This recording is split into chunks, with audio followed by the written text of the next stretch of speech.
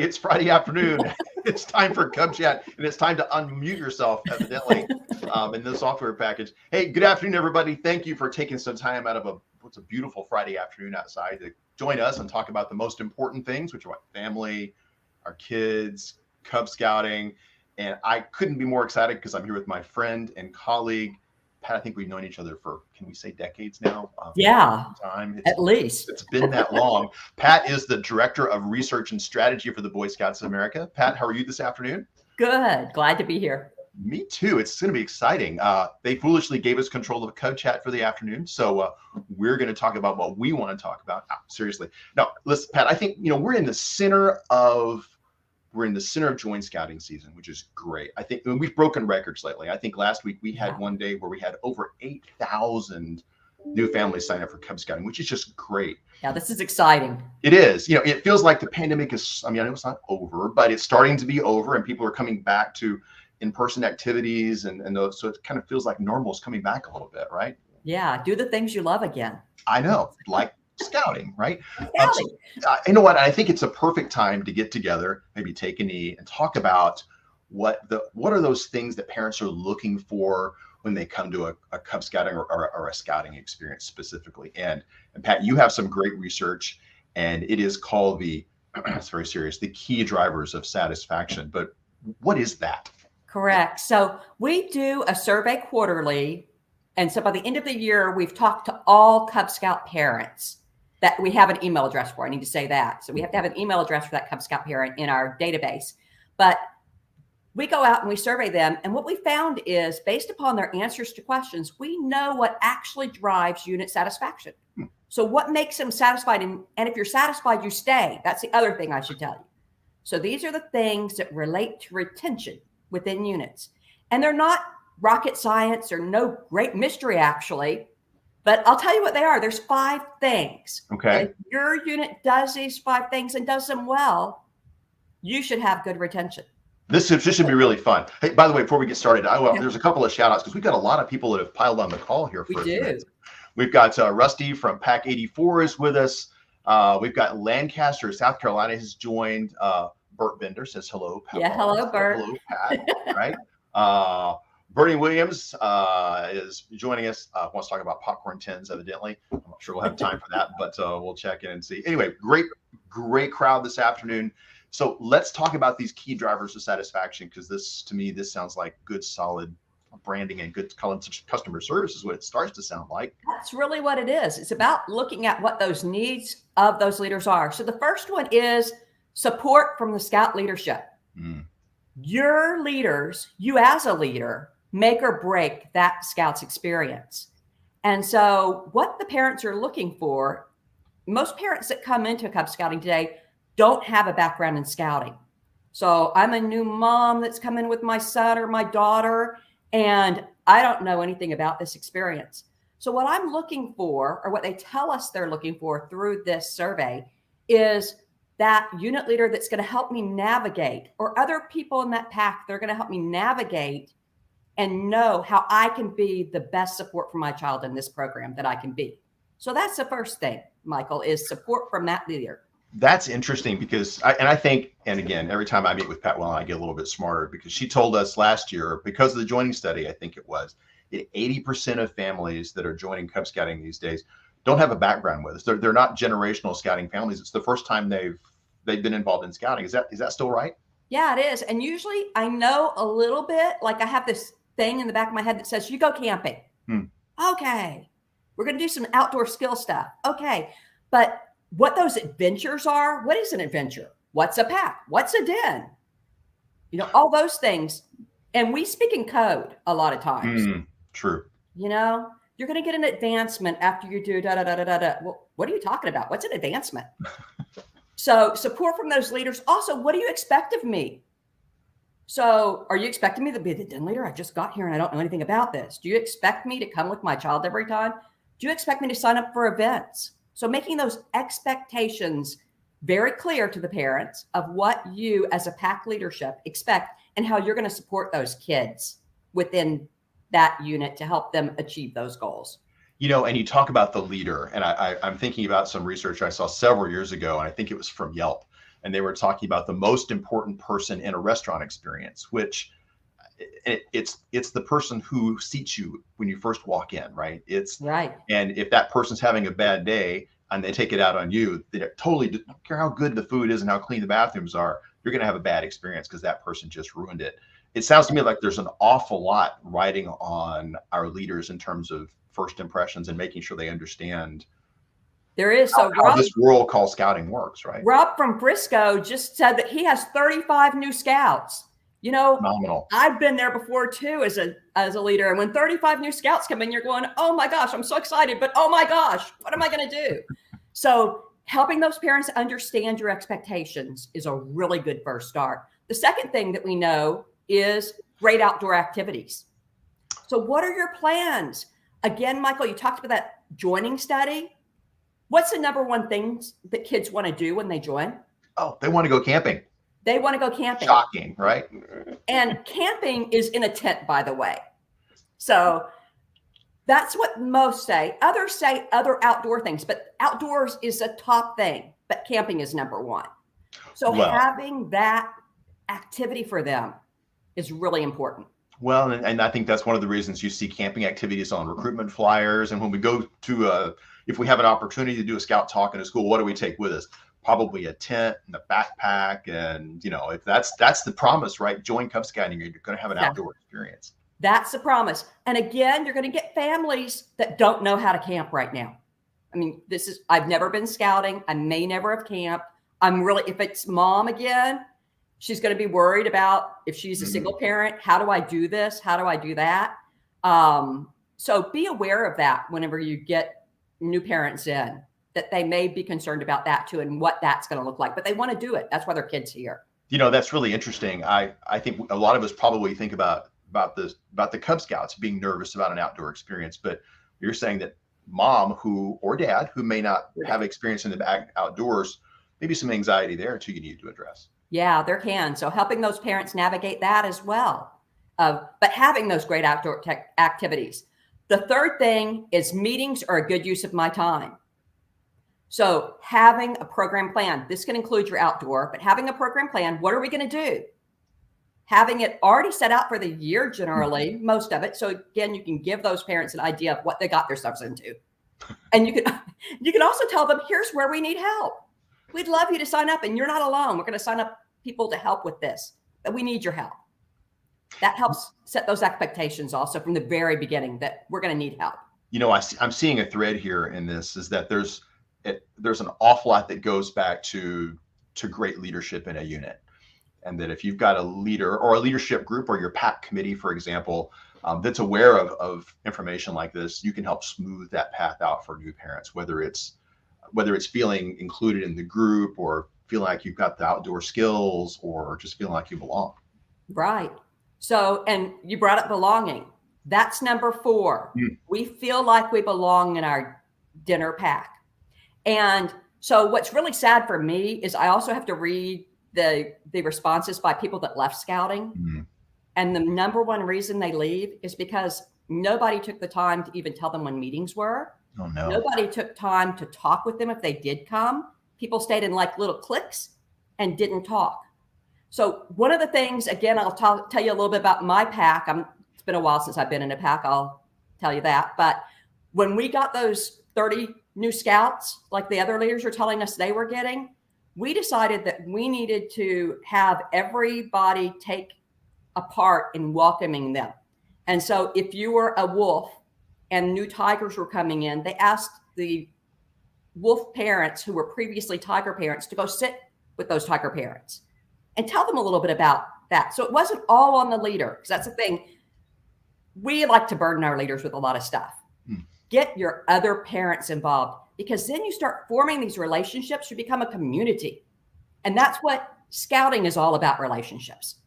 It's about forming that pack community and building that pack community. So get those other parents involved to help you. And then I met some of my really good friends even today. My son's in his 20s. But even today, I see these parents and we go out and eat dinner together and do other things together, even though we don't have kids in the house anymore, because we formed this bond in that pack. Every pack is its own community, which is what I loved about about Cub Scouting and Scouts PSA as well is that certainly my sons were having a great time, but boy, we had as much fun as the kids did. No. If I were fully honest. Hey, so Gary Stonecipher has chimed in from Pack 3217. Hey, Gary, glad to have you with us. We also heard, ask for feedback. Cub Scout Pack 82 says exactly, ask for feedback. How are you doing? How are you feeling? How's your den going? I think that's a really, really great idea. Absolutely. And if somebody stops coming, notice. Oh, that's my other thing I read about. We stopped coming and nobody ever called us to find out what happened or that's where we were. Yeah. And that was from a parent whose child was also doing sports, but nobody ever called and said, hey, we miss you. You know, the den leader never checked in. So check in with them, find out how they're doing. Absolutely get feedback. I can imagine, if you're I'm starting to say single parent, but any parent that joins and brings your son or your daughter to a Cub Scout pack, and for some reason, I don't know, you stop attending because you got busy at school or because somebody got sick. Imagine how it would feel if you got a phone call that says, hey, we've missed you. By the way, the family campout's coming up next month. It's an opportunity for a touch base, but just going to check and make sure. Talk about feeling like you're part of a community. Right. I care about you. That'd be great. I noticed that you're missing and I care about you being there. Hey, Mark Lamb says the girls troop has revitalized their troop in their organization. That's great news. Now we're so excited about having girls in this also and inviting all parents in. And I hear a lot of comments from parents that have both boys and girls, how great this is because they're able to have this family activity. They're able to include the whole family and don't have to say, hey, you can't come with us, or you can come with us, but you can't earn the same thing. So we're seeing a lot of positivity around that. There's a lot of dots to connect here because and Pat, you're very, very well aware of this. We did some focus group style research last summer in about 24 different cities across the country. And do you remember what one of the number one things we heard from those parents was? These were not scouting parents. Yeah, they didn't know girls could join. They did not know. I mean, after we've done things like, we've had the first inaugural class of female Eagle Scouts, and we've had literally, no kidding, billions of media impressions around young women earning the rank of Eagle Scout.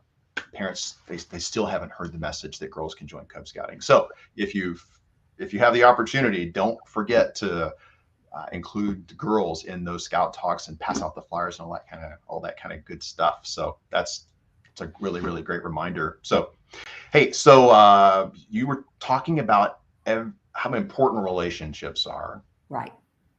That feeling of belonging.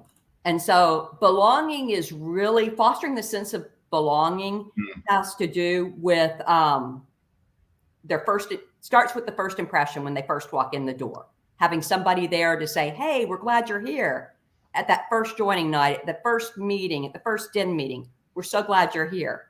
Setting out those expectations with them and giving them ways to help too, because most everybody really does want to help. I know I hear a lot, we can't get the parents to help. And I know I've been there before, but a lot of times we don't really ask for it. Or when we do ask for it, we don't really receive it. Does that sound weird to say that? But it's like, no, we've always done it this way. We want it done this way instead of allowing people to do things their own way. Sometimes is off-putting to new parents. That's interesting. For those of us that may have been in scouting for, I don't know, a long time, we know how it's supposed to be done. But you're right. There's probably an opportunity there to let people make their own way and to help them along and to go, if you know something's not going to work for a certain reason, tell them that. But otherwise, there's more than one way to do some things sometimes. You said something else too. It reminds me, I was at a meeting a couple of years ago, back pre-COVID, and it's one of those meetings where you walk in and you're not the first one there, and all the groups have already formed up. People are having their conversations in 3 or 4 or larger groups. You know how it feels to walk into a room like that and you're not part of one of those groups having a conversation yet. You've got to, hey, and listen, I'm fairly outgoing, to kind of work your way into a conversation so you're not, by yourself on the wall. Imagine what it's like for a new parent to walk into a group of us, maybe in our uniforms. I think we've got to be aware of that people are not familiar with us and maybe some of the cultural things within scouting. Right. And I'm not naturally outgoing. I know you find that hard to believe because if I know you, then I'm good. But to walk into those situations for me, I have to force myself. because I'm not naturally outgoing.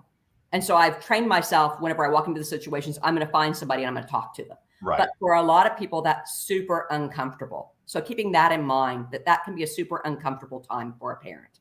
They feel like they don't know anybody. I think it's important to be aware of as being involved in a pack and putting an event like that together, or frankly, any event, just being very aware that that's a dynamic, and maybe being, you used a word the other day, which I thought was right on, was just being intentional about connecting with people. Absolutely. All of this is about planning, about thinking about things, not just letting it happen. Because too often we're saying somebody will take care of that, but somebody doesn't. So being intentional and saying, it's like our pack that decided, okay, we're going to get those wolf parents to sit with those tiger parents. That was intentional. That was thinking it through and saying, how can we make these parents more comfortable? How can we help them learn about what to expect and give them some people that they can become friends with also? And so by having us sit with them, having us make the commitment that we'll sit with them and that we'll talk with them and that we'll answer any of their questions was a very intentional act. Elizabeth also is talking about taking into consideration the demographics of their units. And at times, not everyone steps up. So it's always a good idea to make that connection first. So, and ask them to help according to what they can do, their hobbies and skills. So getting to know people. Again, we go back to relationships and being intentional about those things. Oh, yeah.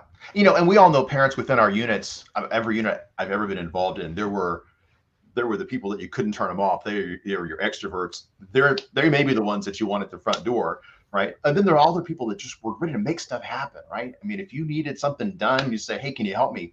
And it was probably done before you thought about it. Right. And so that new unit, somebody just asked, is the new member coordinator position still there? Yes, it is. But don't just rely on one person. So, because again, we try to overload that one person. So yes, utilize that new member coordinator position, have them be your main, person that's going to talk to people, but get them to recruit others within the pack, other parents, and make it a whole pack thing.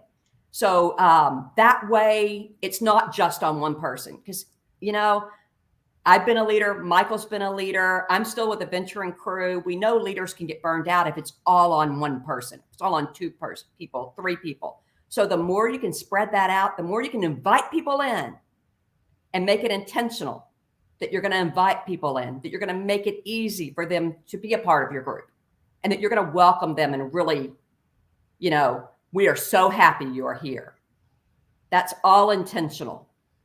And if you're like me, where it doesn't come naturally to walk up to people and go, hey, all the time, sometimes that's what you have to work on, and maybe you buddy up with somebody else. Yeah. Well, I love, as you're planning for those, whether it's a joint scouting night meeting, or we've been talking a lot about on some of our other webinars about normal friend activities, kind of creating opportunities to get people together. It's not a hard ask to join Cub Scout. It's, hey, come down, meet the families, have some pizza, maybe it's a pool party. I still think about your comment that I think it's about being intentional and not just hoping that it happens organically, but the example that you gave of, hey, would you go hang out at the tiger table, and as they thought, and just help them through the process and make them feel welcome. I think that's important. Bert says we promote people to just say welcome. Just say hi. That's a pretty easy thing to do. So thanks, Bert, for throwing that in there. That's a great point. You're right. The talent survey is another good thing. So All About Scouts, it says that they use a talent survey to help figure out the strengths of their parents. And so there is one available out there in Cub World, I know, that we're asked about what people do, what they like to do, what their hobbies are. There, thank you, Anthony. Yay. There we go. So well, Elizabeth's from Atlanta. As I'm seeing that and hearing this conversation, comparing this to things that we see, in the commercial world. And what do you hear when you go to Chick-fil-A? It's all about that customer experience, right? Same for Starbucks. They understand that relationship, how you're welcomed, makes a huge difference in the experience, and the same applies. And it's not an accident there. They are took a course at Disney one time, and they're one of their marketing courses, and they don't call it micromanaging. They call it over managing the experience, which means they're doing exactly what you described, Pat. They're planning to make sure that people have a great experience when they show up. Right. You can't overplan. Hate to say that, but you can't overplan in this. Okay, so we've talked about 4 of the things, but there's a 5th one, Michael. Okay. And parents also put the 5th thing, scouting as a partner in providing positive youth programs. So it's all about the program you're presenting. And guess what we know? If you present the program that we have as it's designed, so you're using that Cub Scout handbook, you're using the leader guide, you're using all of that. If you're presenting that program, we know that builds those skills and the traits that scouting promises parents that they will build. If you're using something else, we don't know if that works. We know this works. Right. We have studies on this to show that it works. So you're using as a leader, you're using a proven program that if you do it, it creates, and you do all these other things to build that community, it creates this secret sauce that allows scouting to bloom and allows all of these great things to happen for these youth, which is why we're all here. So we want those youth to get these skills and to get these value and character traits. So we've got a time-proven program. It's all there in the materials. There's no sense in having to go. You're saying I don't have to go make anything up. It's there. You don't have to make anything up. Use the adventures. Use the different activities that are in the adventures or within those adventures, the things that you know of that work within those adventures. And find out from your parents or from your kids, was talking to people, what do they like best? What type of games do they like best? Those kinds of things. I bet you they're in that program. You just have to know how to connect with those kids also.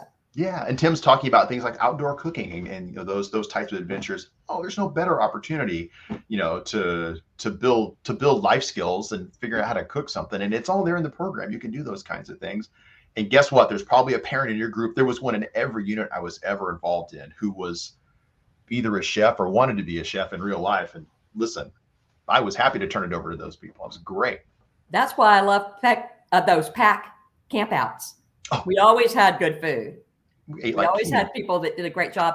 And we always had so much fun, though, because we had those activities that were group activities. And then you had some things the family could do together. And then, so you got to have this variety of activities at those. So that's why, so get leader support. Leader support. You're going to keep these families. Leader support. Okay. At the very beginning, let them know the expectations. Let them know that you're there to help them on this journey. Right. Great outdoor activities. Check. We got it. We're going to have a camp out, fall camp out, or we're going to go to a council camp. Yeah.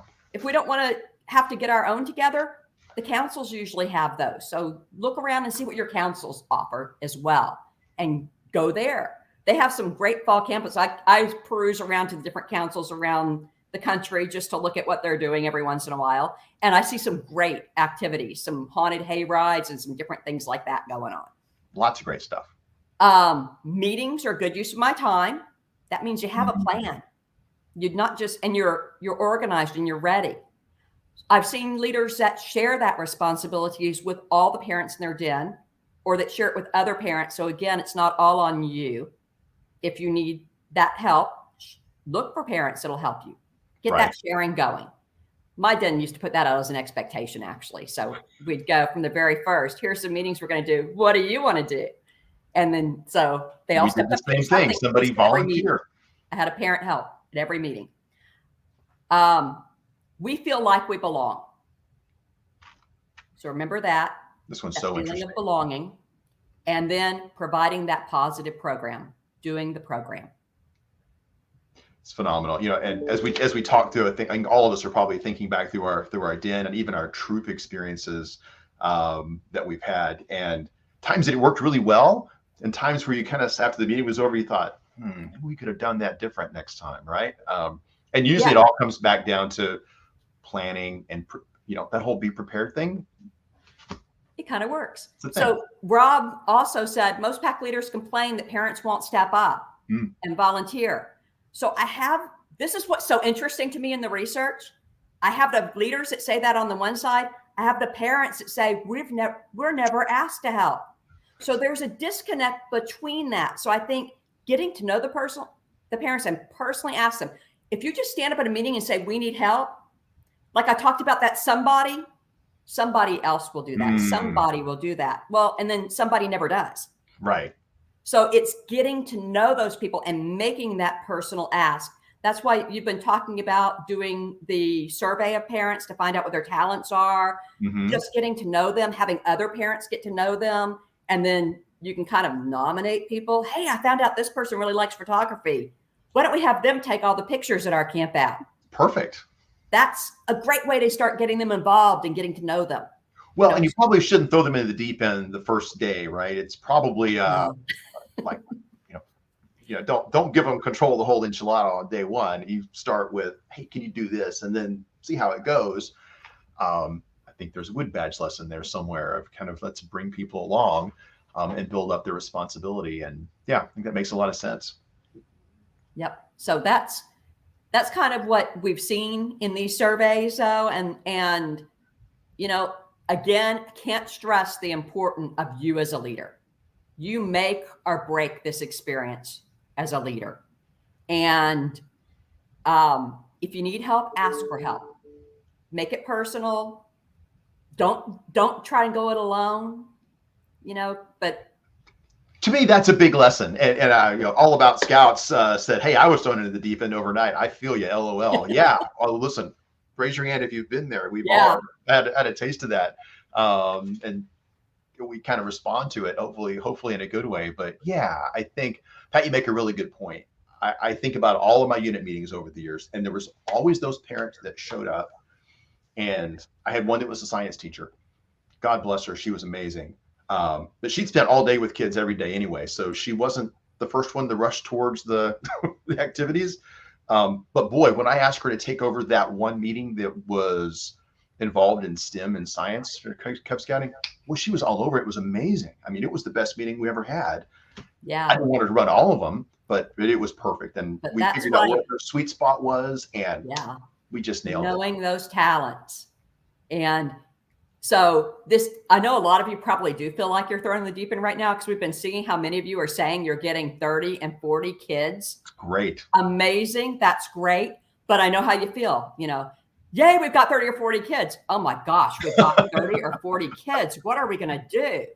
So get those parents involved, talk to them personally, have those other parents mentor.